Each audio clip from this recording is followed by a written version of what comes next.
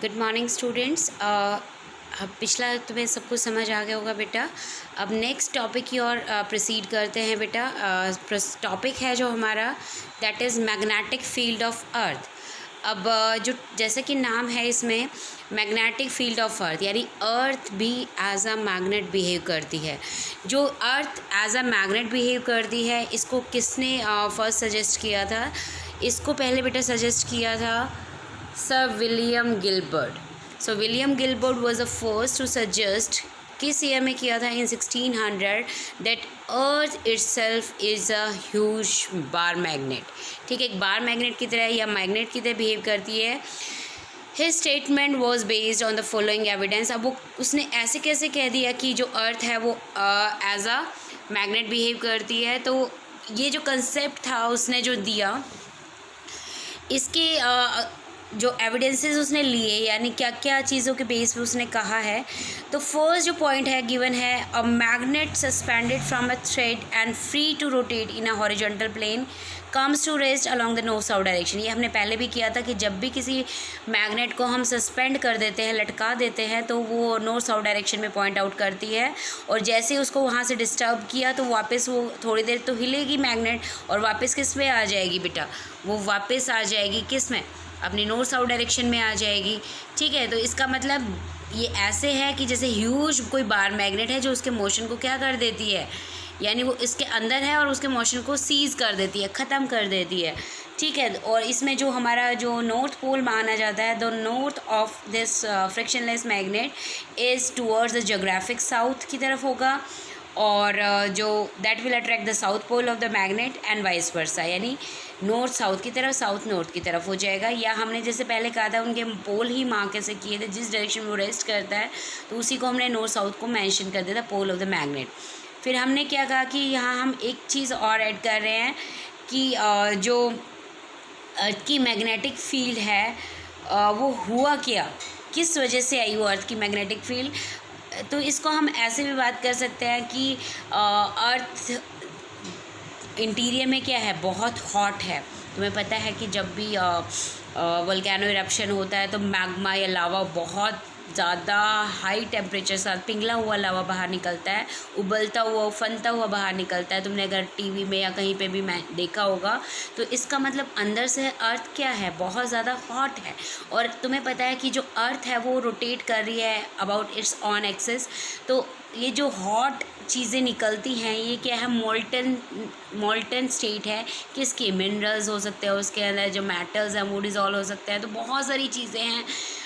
तो वो क्या कर रहे हैं, मोल्टन स्टेट में हैं, पिघले हुए स्टेट में हैं, और अर्थ कीप ऑन रोटेटिंग। तो रोटेट करेगी तो सर्कुलेटिंग करंट्स हो जाएंगे, यानी सर्कुलर फॉर्म में जैसे अर्थ रोटेट करिए तो ये चीज़ें भी रोटेट कर रही हैं।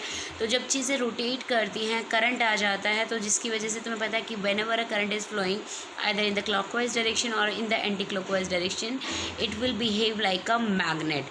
ठीक है, तो सेम इस, तो हमने ये कहा कि ये जो स्टेट है हमारी, इसमें तो मैंने लिखा हुआ है यहाँ पे कि ये जो रोटेट करते हैं ये भी रिस्पॉन्सिबल होते हैं किसके लिए? अर्थ की मैग्नेटिक फील्ड के लिए। ठीक है, सेकेंड पॉइंट की बात कर लेते हैं हम कि when a soft iron piece is buried under the surface of the earth in the north south direction, the properties of magnet it will acquire. कुछ देर ये कहता है कि बहुत टाइम के बाद, तो अगर हमने कोई सॉफ्ट आयरन का पीस अर्थ के अंदर दबा दिया, बहुत टाइम के बाद वो क्या कर लेता है, अर्थ का मैग्नेटिज्म प्रॉपर्टी यानी बिहेवियर को एक्वायर कर लेता है। वो कैसे आया? कि हो सकता है कि इसके इंटीरियर में कोई, अर्थ के इंटीरियर में कोई, हम मान सकते हैं कि इंटीरियर में कोई मैग्नेटिक फील्ड रहा होगा, या वो खुद एक मैग्नेट होगी, इसी वजह से उसने क्या किया, मैग्नेटिज्म को एक्वायर किया बेटा। ठीक है, समझ आया? इसके बाद हम अर्थ को, और कॉज मैंने वैसे बता ही दिया है, दोबारा रीड करने की वैसे ज़रूरत नहीं है, चलो कर देते हैं। तो ये कहते हैं कॉज क्या है अर्थ के मैग्नेटिज्म का। तो ये देखो क्या लिखा हुआ है, इसने क्या कहा है, इसी पॉइंट देखो मैंने क्या लिखा था कि in the outer layer of earth atmosphere gases are there, when it rotates form the strong electric currents are set up with the movement and that will exhibit the magnetic field। ठीक है, तो उसके बाद ये कहता है कि rotation of earth में कॉज, देन ये सारा जो मैंने भी बताया था कि स्टार्टिंग में बहुत हॉट थी, फिर मॉल्टन स्टेट में आई, तो सर्कुलेटिंग आयंस आयरन के और ये सब सारी चीज़ें इंटीरियर में, तो यही सब कंसेप्ट हमें रीड करना है। तो ये जो कॉज ऑफ अर्थ मैग्नेटिज्म है ये आपको बेटा खुद रीड करना है, ठीक है। अगर नहीं समझ आए तो पूछ लेना। मून एक और रीज़न दे रखा है, मून हैज़ नो, उसने क्या रखा है, क्या reason, moon has no molten core and has no magnetic field. Moon के पास कोई मोल्टन स्टेट में कोई चीज़ें नहीं है, उसका अपना कोई मैग्नेटिक फील्ड नहीं है, ठीक है। ऐसे वीनस का उसने एग्जाम्पल दे रखा है, उसके पास स्लोअर है, वीकर मैग्नेटिक फील्ड होगा। फिर Among Us the planet Jupiter fastest rotation है, इसलिए स्ट्रॉन्ग मैग्नेटिक फील्ड है, उसी वजह से अट्रैक्शन होती है, ठीक है, राइट, समझ आ गया। इसके बाद अगर हम डायग्राम की बात करें हैं, डायग्राम अगर हम ड्रॉ करें कि अब हमने ये तो कह दिया कि अर्थ एज अ मैग्नेट है, ठीक है। अब इसका अगर हम डायग्राम ड्रॉ करें, वैसे सामने बना हुआ है, फिर भी मैं थोड़ा सा एक हाईलाइट कर देती हूँ कि हमें अर्थ, सपोज़ हमने अर्थ ऐसे बना दी, राइट, ठीक है। ये हमारे अर्थ का ये क्या है, एक्सिस है, हमने जिसके अबाउट अर्थ क्या कर रही है, रोटेट कर रही है। अर्थ किस डायरेक्शन में रोटेट करती है तुम्हें पता है ना, एक्सिस ऑफ रोटेशन ये है अर्थ का, तो ये कौन सी डायरेक्शन है, दैट इज़ कॉल्ड एज, ये कौन सी डायरेक्शन है, एंटी क्लॉकवाइज डायरेक्शन, ठीक है। तो ये एक्सिस ऑफ रोटेशन हो गया। तो अब हमने क्या कहा कि अर्थ रोटेट कर रही है, इसके इंटीरियर में हमने ऐसा सोचा कि कोई एक ऐसी ह्यूज मैग्नेट होगी। अब जो ये ह्यूज मैग्नेट है ये कितने का एंगल बना रही है, दैट इज़ 11.3 डिग्री, ठीक है, लर्न करना है। अब ये तुम्हें पता है अर्थ का जोग्राफिक नॉर्थ, अगर हम बात करें इस पॉइंट को जोग्राफिक नॉर्थ की बात कर लेंगे तो NG सिंबल से असाइन कर रखा है। इस पॉइंट को अर्थ का जोग्राफिक साउथ है तो SG से बात किया है हमने। अब हमने क्या कहा कि एक मैग्नेट की तरह बिहेव करती है, जिसका जो साउथ पोल है वो जोग्राफिक नॉर्थ की तरफ, ये देखो साउथ पोल हमने यहाँ मैग्नेट, अगर मैग्नेट है तो ये मैग्नेटिक एक्सिस हो गया, ये जोग्राफिक एक्सिस हो गया हमारा, ठीक है। तो ये हमारा अर्थ मैग्नेट का एक्सिस हो जाएगा। अब हमें क्या करना है, तुम्हें पता है मैग्नेटिक फील्ड ड्रॉ करनी होती है, तो कंपास नीडल रखो और मैग्नेटिक फील्ड ड्रॉ कर दो, तो हमें कैसे आएंगी, जब हमने ये मैग्नेटिक फील्ड लाइंस ड्रॉ कर रखी हैं बेटा, इस टाइप की मैग्नेटिक फील्ड लाइंस अगर यहाँ से हम ड्रॉ करें तो ये इस टाइप की मैग्नेटिक फील्ड आ जाएगी, राइट।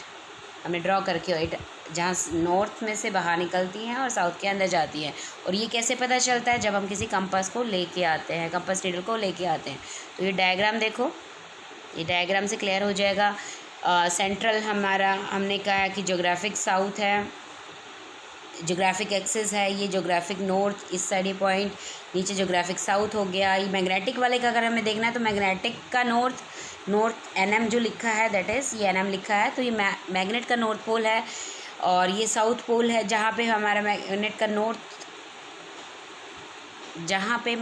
नॉर्थ पोल है मैग्नेटिक एक्सिस का हमें, तो हमने सेम वैसे ही ड्रॉ किया है। ये मैग्नेट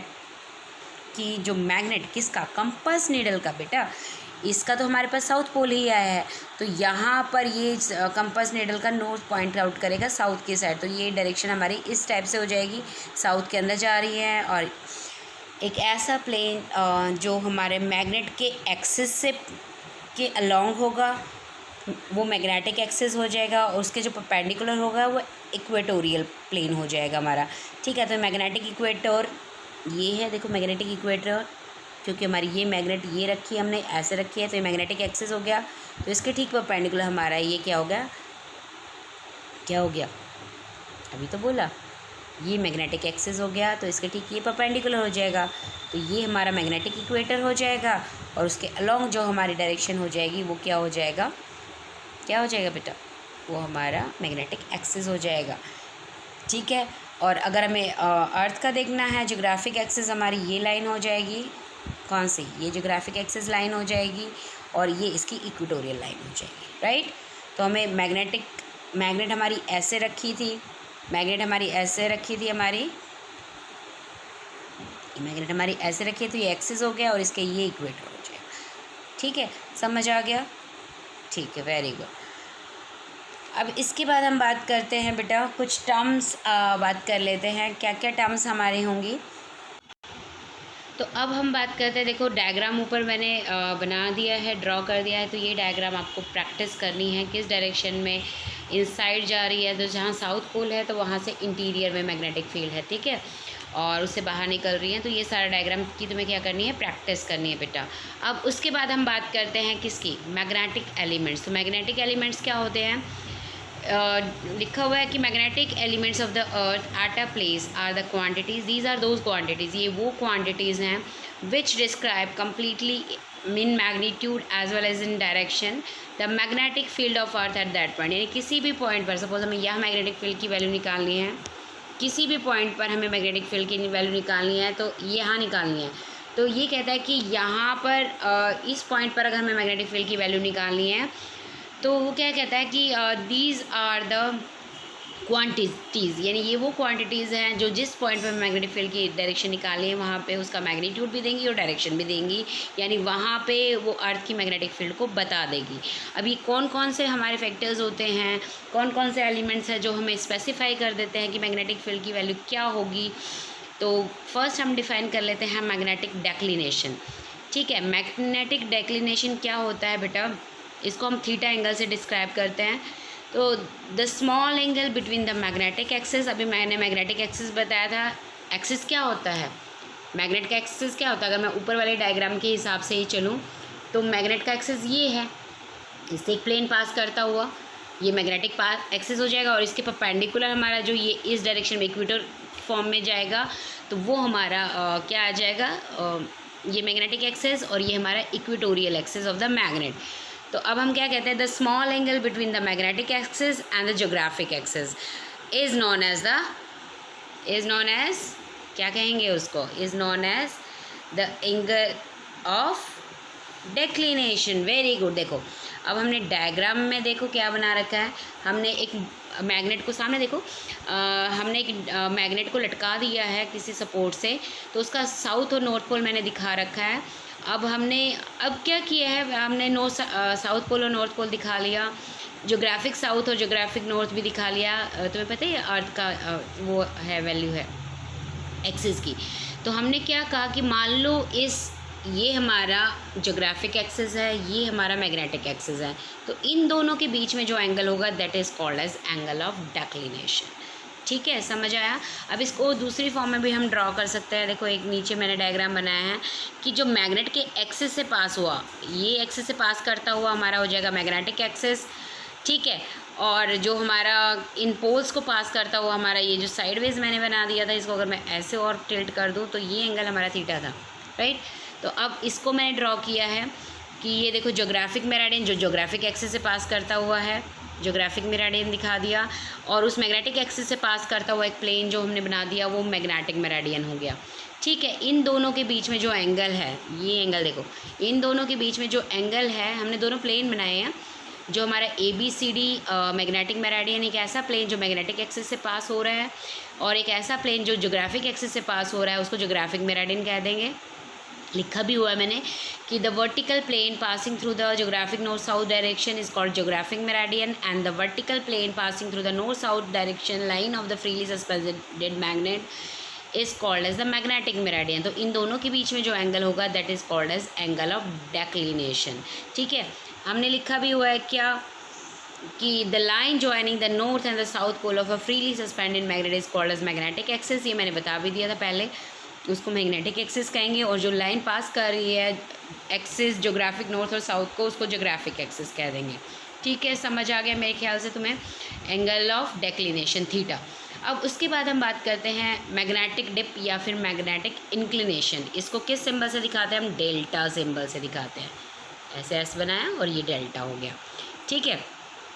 तो अब हमें क्या करना है, मैग्नेटिक डिप और मैग्नेटिक इंक्लिनेशन अगर हमें समझाना है तो मैग्नेटिक डिप यानी कितनी मैग्नेटिक फील्ड डिप हो गई नीचे आ गई, ठीक है, नीचे की साइड आ जाएगी, ठीक है। जो हॉरिजॉन्टल लाइन है, सपोज हमारी ये हॉरिजॉन्टल लाइन आ गई, एक मैग्नेटिक फील्ड की जो हॉरिजॉन्टल लाइन आ गई, उसके बाद हमने क्या कहा कि कितना डिप्ड आउट है। देखो ये हॉरिजॉन्टल लाइन अगर हम मैग्नेटिक फील्ड की इस डायरेक्शन में मैग्नेटिक फील्ड है, इस डायरेक्शन में मैग्नेटिक फील्ड है, तुम इस तरफ भी ड्रॉ कर सकते हो, और इसके नीचे कितना एंगल गया है that is called as angle of dip, यानी डाउनवर्ड डायरेक्शन में जो हमने लिया है उसको डेल्टा लेटर से। तो हॉरिजॉन्टल को मैंने H, देखो छोटा सा देखो यहाँ पे H मैंने मेंशन किया हुआ है, यहाँ देखो H, एच मेंशन किया हुआ है। तो यहाँ इसमें ध्यान करना है तुम्हें कि जो मैग्नेटिक डिप है किसी भी प्लेस पर डिफाइन कैसे करते हैं, it is the angle which the direction of the total strength of earth magnetic field, यानी जिस डायरेक्शन में टोटल फील्ड है हमारी मैग्नेटिक फील्ड है उसके साथ with a horizontal line it makes dips out an angle the direction. तो इसने कहा कि magnetic dip at a place is defined as the angle which the direction of total strength of earth magnetic field makes a horizontal line in the magnetic meridian. तो हमारा जो magnetic meridian था ये magnetic meridian वाली line थी और इसके नीचे हमारी ये एंगल डिप एंगल हो गया, यानी कितना डेल्टा एंगल हो गया, राइट। इसके बाद हम बात करते हैं बेटा बात करते हैं किसके बारे में, हॉरिजॉन्टल कंपोनेंट, जिसको मैंने एच अभी कहा था, टोटल स्ट्रेंथ कहा था। हॉरिजॉन्टल तुम्हें पता है एक्स एक्सिस के लॉन्ग या किसी भी अलॉन्ग डायरेक्शन में जब भी होता है हॉरिजॉन्टल कंपोनेंट होता है, वर्टिकल कंपोनेंट उसके परपेंडिकुलर हो जाता है। तो हम हॉरिजॉन्टल कंपोनेंट जिसको मैंने कैपिटल एच से दिखाया है इसको कैसे डिफाइन करेंगे, it is the component of the total intensity of the earth magnetic field, यानी टोटल मैग्नेटिक फील्ड कितनी है उसकी हॉरिजॉन्टल डायरेक्शन में जो भी हमारे पास वैल्यू आएगी that is called as a horizontal component of earth magnetic field, और उसके परपेंडिकुलर जो आ जाएगा वो मैग्नेटिक वैल्यू, जो भी मैग्नेटिक फील्ड की वैल्यू वर्टिकल डायरेक्शन में आएगी is called as the vertical component of the magnetic field. पीछे डायग्राम में देखो तो हमारे पास ये हॉरिजॉन्टल हो गया और नीचे ये वर्टिकल हो गया, तो यहाँ मैंने एच लिखा हुआ है और यहाँ मैंने वी लिखा हुआ है, राइट। तो horizontal component of magnetic field तुम्हें समझ आ गया होगा कि टोटल मैग्नेटिक फील्ड का अलॉन्ग डायरेक्शन में कितनी वैल्यू है फील्ड की, दैट इज़ कैपिटल एच, और जितनी उसके परपेंडिकुलर डायरेक्शन में फील्ड की वैल्यू होगी वो हमारे पास हो जाएगी बेटा कैपिटल बी, ठीक है। तो अब मैंने पीछे वाले डायग्राम में देखो ए के ये जो नेट फील्ड है वो तुम्हें पता है अगर हमारे एक इस डायरेक्शन में आ जाएगी इस डायरेक्शन में आए तो parallelogram law of vector addition उसका जो डायगोनल है, डायगोनल में जो वैल्यू आएगी that represents the value of net field, ठीक है। तो नेट फील्ड अब हमने कहा कि जो ए के represent the total intensity of earth magnetic field और उसने डिप्स एंगल कितना बनाया डेल्टा, तो रिजल्टेंट इंटेंसिटी ए को रिजॉल्व कर लिया दो रेक्टेंगुलर कंपोनेंट में, वन इज़ along इस डायरेक्शन में and one is perpendicular to it. तो along वाले को h नाम दे दिया और परपेंडिकुलर वाले को v कर दिया और ये था रिजल्टेंट, ठीक है। और इसने बनाया था क्योंकि डेल्टा एंगल डिप एंगल बनाया था तो डेल्टा को रिजॉल्व कर लिया, तो h की वैल्यू क्या आ जाएगी अलॉन्ग डायरेक्शन में हमारे पास आ जाएगी, अगर मैंने रिजल्टेंट को r नाम दिया तो r cos डेल्टा हमारा h हो जाएगा और r sin डेल्टा हमारा v हो जाएगा, समझ आ गया। तो अब हमने कहा दो कंपोनेंट आ गए, ए एल हमारा H that is R cos delta और वर्टिकल कंपोनेंट ये हॉरिजॉन्टल कंपोनेंट बन जाएगा, और जो वर्टिकल कंपोनेंट बनेगा बेटा वो क्या बनेगा वी, और उसकी वैल्यू क्या आ जाएगी A M equal to v that is equal to are sine delta, right. तो अब स्क्वायरिंग एंड एडिंग कर दो तो हमारे पास h square plus we square equal to r square cos square delta plus sine square delta हो जाएगा। तुम्हें पता है कि cos square theta plus sine square theta 1 होता है, तो आर स्क्वायर बच गया। तो हमारे पास आर की वैल्यू कितनी आ गई बेटा, हमारे पास r की वैल्यू आ गई root of H square plus we square, parallelogram law of vector addition भी याद कर सकते हो यहाँ से, और अगर h और v की वैल्यू डिवाइड कर दें यानी v ऊपर और h नीचे करें तो टेन डेल्टा आ जाएगा। तो मैं ये डायरेक्शन निकालने के लिए जब भी parallelogram law of vector addition करते हैं हम तो मैग्नीट्यूड निकालते हैं और डायरेक्शन निकालते हैं, डायरेक्शन निकालने के लिए टेंजेंट निकालते हैं और मैग्नीट्यूड निकालने के लिए रिजल्टेंट का फॉर्मूला याद करो, root of P square plus Q square plus 2pq cos theta, ठीक है, और टेन बीटा निकाल देते हैं वहाँ से, ठीक है। तो the value of horizontal component हमारे पास आ जाएगी h is equal to R cos delta which is different at different places, तो डिफरेंट प्लेसेस पे डिफरेंट वैल्यू हो जाएगी। जैसे कि हम बात करें मैग्नेटिक पोल्स की, तो मैग्नेटिक पोल्स पे क्या हो जाएगा, डेल्टा की वैल्यू, पोल है, पोल कहाँ हो गए हमारे ऊपर, अगर अर्थ को देखें तो पोल ऊपर हो गए, तो डेल्टा की वैल्यू कितनी आ गई 90 डिग्री हो जाएगी, और डेल्टा को 90 करते ही एच की वैल्यू में डालें तो आर कॉस 90 कॉस 90 ज़ीरो होता है, तो हमारे पास एच कंपोनेंट तो ज़ीरो हो गया। वर्टिकल कंपोनेंट में डालें V is equal to are sine 90, R sine 90 1 हो गया, तो वी इक्वल टू आर हो जाएगा। लेकिन अगर हम मैग्नेटिक इक्वेटर की बात करें तो डेल्टा की वैल्यू ज़ीरो हो जाएगी, इक्वेटर कहाँ हो जाएगा हमारा यहाँ हो जाएगा, तो यहाँ डेल्टा की वैल्यू क्या हो जाएगी ज़ीरो हो जाएगी इक्वेटोरियल लाइन पे। तो डेल्टा ज़ीरो होते ही हमारे पास अब की बार क्या बन जाएगा, एच आ जाएगा, H is equal to R cos 0 degree, यानी एच की वैल्यू तो आर की इक्वल आ जाएगी, लेकिन जो वर्टिकल कंपोनेंट है वो क्या बन जाएगा बेटा, ज़ीरो बन जाएगा, ठीक है। कई बार ये 1 मार्क में क्वेश्चन आ जाता है इसका कि पोल्स पर और इक्वेटोरियल पे या इक्वेटर पे एंगल ऑफ डिप कितना होता है, या हॉरिजॉन्टल कंपोनेंट या मैग्नेटिक कंपोनेंट की वैल्यू निकलवा सकता है, राइट।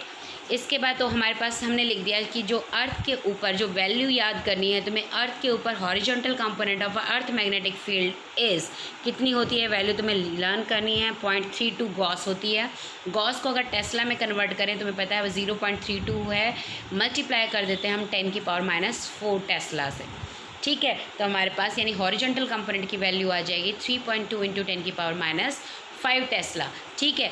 उसके बाद अगर हम बात करते हैं, वैसे ये एक्स्ट्रा है, करना चाहो तो कर लो, नहीं तो ये फॉर्मूला डायरेक्टली तुम लर्न भी कर सकते हो, राइट। समझ आ गया। ये दो फॉर्मूले अगर मान लो किसी न्यूमेरिकल में आते हैं तो तुम लर्न कर सकते हो, अदरवाइज़ तुम इसको स्किप भी कर सकते हो इस पोर्शन को, राइट बेटा। तो यहाँ से formula tan delta = 2 tan lambda यहाँ तक करना है। That's all for today. Thank you and have a nice day.